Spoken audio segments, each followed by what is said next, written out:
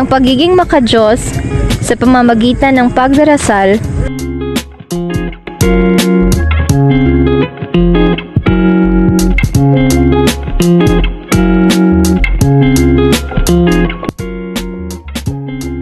pagiging makatao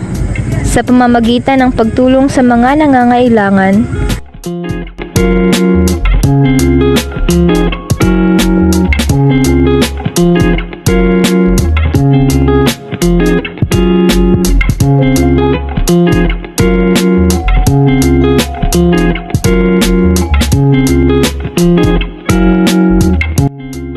pagiging makakalikasan sa pamamagitan ng simpleng pagpulot ng mga nakakalat na basura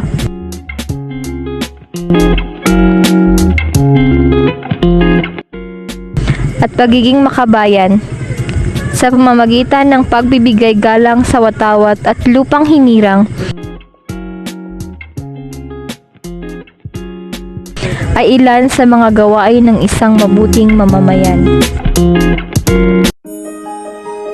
These values define our identity